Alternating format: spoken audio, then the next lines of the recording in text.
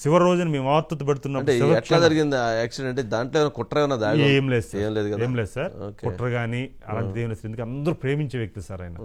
ఆయన ఎట్లా అంటే ఒక పార్టీ లీడర్, డివైడర్ కాదు సార్, యాక్చువల్ గా ఒక బండి కట్ అవ్వాలి, అది యూటర్న్, అది లారీ వెనక్కి వాడు ఏం చేశాడంటే ఈ డ్రైవర్ అంచనా వెళ్ళిపోయాడు, డ్రైవింగ్ వెళ్ళి ముందుగా వాడు వెళ్ళి వెనక్కి వచ్చింది అనమాట, కటింగ్ కావాలి వాడికి.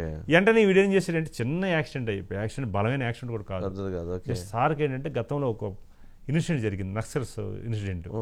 ఆ భయం శబ్దం వచ్చినా సరే సార్ కొద్దిగా భయపడేవాడు.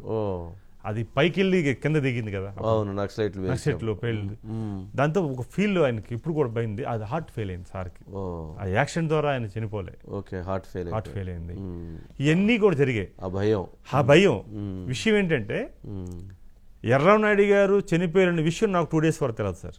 ఇంకా హాస్పిటల్లో ఉంచారని చెప్పారు మా ఫ్యామిలీకి, నా దగ్గరకు వచ్చేవాళ్ళు. కానీ ఎర్రరావు నాయుడు గారు అల్లుడు శ్రీనివాస్, ఇప్పుడు శ్రీనివాస్ రాజమండ్రి శ్రీనివాసు, వాళ్ళ తమ్ముడు కొడుకు సురేష్, వాళ్ళిద్దరు వచ్చి నన్ను వాదాచ్చారు హాస్పిటల్కి వచ్చి. 3 రోజుల తర్వాత 3 రోజుల వరకు నాకు పేపర్ కానీ న్యూస్ కానీ పెట్టలే.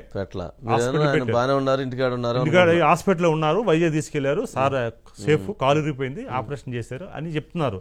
మా వైఫ్, మా అమ్మగారు, మా తమ్ముడు, మా అన్నయ్య అందరూ బయట నిల్చొని ఎవరైతే విజిటర్స్ నాకు పల్లెమరికి వస్తారు చెప్పుకోపోకండి ఎట్లా వెళ్ళగలంటే వాళ్ళు కూడా వచ్చి వెళ్తున్నారు అంతే. ఈవెన్ ఆ రోజు ధర్మాన ప్రసాద్ కూడా వచ్చాడండి.